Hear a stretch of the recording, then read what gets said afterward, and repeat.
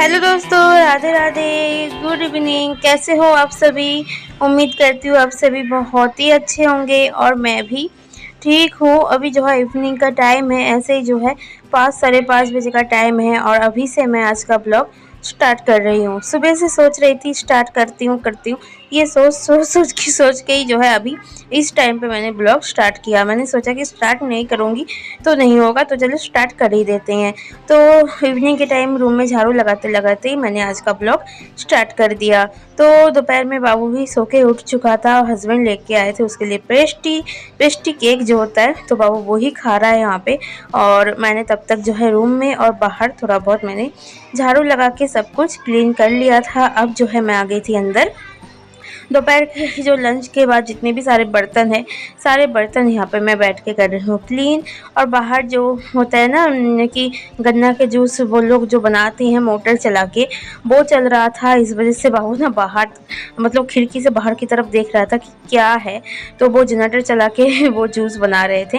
और बाबू को सर्दी लगी हुई है और आइसक्रीम वगैरह दोपहर से ना बहुत खाया है, आइसक्रीम फ्रूटी वगैरह। तो मैंने इसके लिए उसे मतलब गन्ना की जूस नहीं दिया है। वो कह रहा था कि मम्मी पीना है, लेकिन मैंने जानबूझ के नहीं दिया कि ज़्यादा सर्दी लग जाएगी, क्योंकि मौसम चेंज हो रहा है ना, तो बच्चों को इस टाइम पे ज़्यादा सर्दी ज़ुकाम का प्रॉब्लम होता ही है।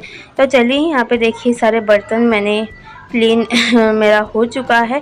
अब इस जगह को थोड़ा सा क्लीन करके मेरा जो है इवनिंग का थोड़ा बहुत काम मेरा यहाँ पे कंप्लीट हो जाएगा।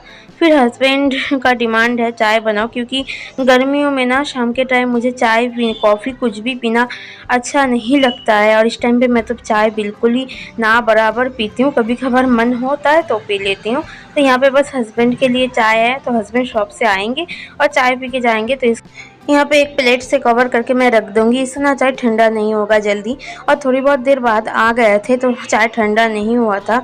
और यहाँ पे ना मैं बाहर आ गई थी और बाबू देख रहा था टीवी, और मैं बाहर आ गई थी। बाहर का वेदर देखो आप लोग, मतलब आज शाम होते ही ना मौसम इतना अच्छा होता है कि बाहर ठंडी ठंडी हल्की हल्की सी हवा चलती है, तो इस टाइम बाहर टहलने में बहुत मज़ा आता है। और मैं नीचे की तरफ देख रही थी कि दीदी लोग है कि नहीं, क्योंकि जब बच्चे घर में होते हैं ना चहल पहल होता है तो अच्छा लगता है, नहीं तो नीचे पूरा होता है कि सन्नाटा सा है। और घर में कोई हो ना तो अच्छा लगता है, चाहे मतलब वो बच्चे ऊपर आए ना आए तो एक अच्छा लगता है। बच्चे तो खैर आते हैं खेलने के लिए, पता नहीं आज क्या हुआ बच्चे नहीं आए, तो अच्छा हुआ, क्योंकि बाबू को मैंने ये कह दिया कि बहू तुम्हें खेलना नहीं है, पंखे के नीचे आराम से बैठो, पसीने में जो है तुम्हारा दाने और जो है वो होता है ना कि और बढ़ जाएगा। और यहाँ पे मैं बाहर थोड़ी देर टहल रही हूँ, क्योंकि शाम के टाइम रोज़ मैं 15 से 20 मिनट में ऐसे ही टहलती हूँ छत पे, क्योंकि बाहर निकलना अभी तो होता ही नहीं है, मैं बाहर निकलती ही नहीं हूँ, बहुत ही कम निकलती हूँ। तो छत पे थोड़ी देर मैं शाम के टाइम टहल लेती हूँ, जब मौसम ठंडा हो जाता है, धूप नहीं होता है उस टाइम। तो थोड़ी देर टहलने के बाद छोटा मोटा काम किया मैंने, पूजा करके अब जो है बाहर देखिए पूरा अंधेरा हो चुका है, क्योंकि अभी इस टाइम पे मैं जब लेटी हूँ ना, इस टाइम पे 8:30 बज चुका था। और यहाँ पे बाबू ना मेरा थोड़ी देर सेवा टाल करने के बाद यहाँ पे थक गया है।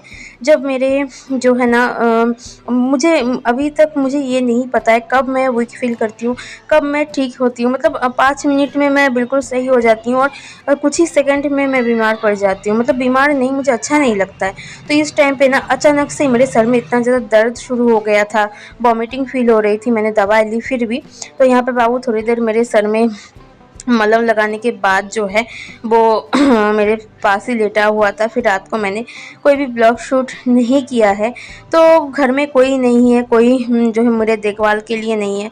फिर भी जो है हस्बैंड इतना ज़्यादा हेल्प करते हैं, सपोर्टिव है, और साथ में जो है बाबू, मतलब इतने छोटे होके भी इतना कुछ समझता है ना। मुझे लगता है भगवान ना आपके पास अगर कोई नहीं है तो भगवान किसी ना किसी को भेज ही देता है आपकी मदद के लिए। तो बाबू इतना ज़्यादा सपोर्टिव है ना, छोटा है तो क्या हुआ, इतने छोटे छोटे हाथ से जब मेरे सिर दबाता है, जब हाथ पैर दबा देता है, तो इतना ज़्यादा मैं मना करती हूँ, लेकिन फिर भी मुझे अच्छा भी लगता है। मतलब क्या बताऊँ, इतने छोटे छोटे हाथ से जब सर दबाता है कि मम्मी तुम ठीक हो जाओगी, तुम लेटे रहो, तुम्हें कोई काम नहीं करना है, तो ऐसे ही होते हैं बच्चे।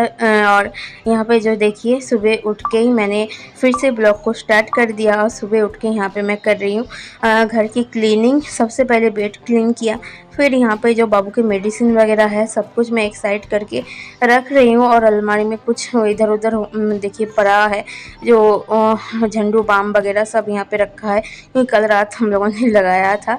तो कल थोड़ा बहुत हेडेक बाबू को भी हो रहा था, तो मैंने बाबू को भी लगा दिया था मलहम। तो यहाँ पे थोड़ी बहुत मैं अलमारी को साफ़ कर रही हूँ और सारा सामान सेट करके रख रही हूँ।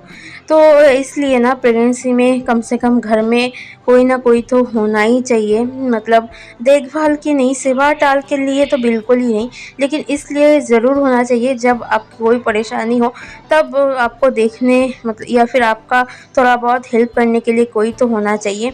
लेकिन मेरे पास कोई नहीं है, तो इसलिए ना थोड़ा बहुत काम मैं पहले से, जब मैं एनर्जेटिक फ़ील करती हूँ, जब मुझे थोड़ा बहुत अच्छा लगता है ना, तो मैं सारा काम करके रखने की कोशिश करती हूँ, ताकि जब मुझे ख़राब लगे तो थोड़ी देर मैं आराम कर पाऊँ। तो इसीलिए, और इस टाइम पे तो मैं कह रही हूँ मुझे पता भी नहीं चलता है कब मुझे ख़राब लगता है, कब मुझे थोड़ा-सा एनर्जेटिक फ़ील होती है। जब मुझे थोड़ा-सा एनर्जी मिलता है तो सारा काम करके रख देती हूँ। तो यही फ़र्क है कि फ़ैमिली के साथ रहना और अकेले रहने में बहुत ज़्यादा फ़र्क होता है। कि फ़ैमिली के साथ रहने के मतलब जब रहती या फिर अगर मेरे साथ कोई होता तो मुझे ये टेंशन नहीं होता कि मेरा ये काम पड़ा है, वो काम पड़ा है। तो अभी जो है, जो टेंशन में मैं रहती हूँ कि अब मुझे अच्छा लग रहा है तो मैं सारा काम कर लेती हूँ, तो मुझे बाद में आराम करने के लिए टाइम मिल जाएगा। अभी तो फ़िलहाल बाबू को मैं स्कूल नहीं भेज रही हूँ, क्योंकि उसके जो एलर्जी है वो अभी तक कम नहीं हुआ है। स्कूल जाने के बाद बच्चों के साथ इधर-उधर खेलेगा, पसीने में भीगेगा तो वो एलर्जी और बढ़ जाएगा। इसके वजह से मैं उसे स्कूल नहीं भेज रही हूँ, क्योंकि हमें ना हर तरफ, चारों तरफ सब कुछ देखना पड़ता है। और यहाँ पे देखिए बेड और अलमारी क्लीन करने के बाद फ्रिज वगैरह थोड़ा-सा क्लीन करके मैं यहाँ पे गैस के टेबल को थोड़ा-सा मैंने क्लीन किया। और जितने भी सारे सुबह के जूठे बर्तन थे, सारे बर्तन निकाल के रख दी नीचे। अब बाहर की जो ये खटिया है इसे भी क्लीन कर लेते हैं। सुबह बाबू का डिमांड था कि मम्मी दोपहर में सोयाबीन की सब्ज़ी बना लेना, तो हस्बैंड बाज़ार जाके परमल और सोयाबीन लेके आए थे कि तुम्हें जो बनाना है तुम बना लेना।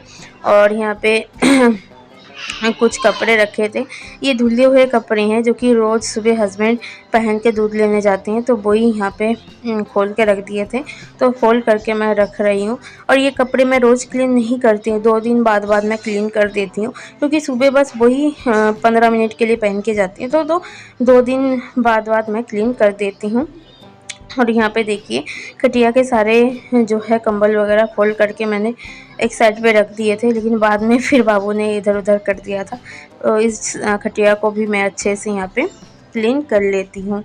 आप भी अगर फैमिली में अकेले हो या फिर हस्बैंड के जॉब की वजह से बाहर रहना पड़ता है, या फिर हस्बैंड बाहर कोई भी काम करते हैं इसलिए आपको वहाँ पे रहना पड़ता है, तो आप कैसे सब कुछ मैनेज करते हो वो मुझे प्लीज़ कमेंट करके बताइएगा। या फिर आपके घर में 2 बच्चे हैं, 3 बच्चे हैं, फिर आप प्रेग्नेंट हो, आप कैसे मैनेज करते हो? आप अगर मुझे बताओगे ना, मुझे थोड़ा बहुत आइडिया मिलेगा, मैं भी जो है वैसे कोशिश करूँगी रहने की, सब कुछ मैनेज करने की, तो मुझे थोड़ा-सा हेल्प होगा, आप प्लीज़ बताना। और यहाँ पे गाँव से मतलब हमारे दुकान पे आए थे कस्टमर, जो है हर साल खेत से सब्ज़ी, जब भी खेत में नए-नए सब्ज़ी उगाते हैं ना, तो वो लेके आते हैं हमारे लिए, और ये एक प्यार बोल सकते हो आप लोग, मना करते हैं पर सुनते नहीं हैं। तो यहाँ पे तुरई और जो है कद्दू के जो छोटे-छोटे बच्चे होते हैं ना, वो लेके आए थे, तो इसमें से आधे मैंने नीचे जो दीदी रहती हैं उनको दे दिया कि दीदी आप बना लेना, क्योंकि इतने सारे मैं नहीं बना सकती, बहुत सारे दे गए थे, और थोड़े बहुत मैंने रख ली और दीदी को दे दिया आधे। और यहाँ पे जो है वो सब्ज़ी सेट करके मैंने रख दिया फ्रीज़ में, फिर बर्तन धोए। अब मैं अपनी दवाई लेके बैठी हूँ, दवाई नहीं खाऊँगी तो मुझे एनर्जी नहीं मिलेगा और कोई काम करने का मन भी नहीं करेगा, तो सबसे पहले दवाई लेते हैं। अपनी दवाई ले ली मैंने, और ये देखिए ये जो पत्ते हैं दवाई के वो ख़त्म हो गए थे, तो ये मैं फेंक रही हूँ डस्टबिन में, और ढक्कन को क्लीन करके और दवाई फिर से पैक करके रख दूँगी। और दवाई ना मैं सामने रखती हूँ ताकि मुझे याद रहे दवाई लेने की, मतलब नहीं तो मैं भूल जाती हूँ बार-बार। तो चलिए आज का ब्लॉग भी मैं यहाँ पे एंड करती हूँ, फिर मिलेंगे, टाटा बाय बाय।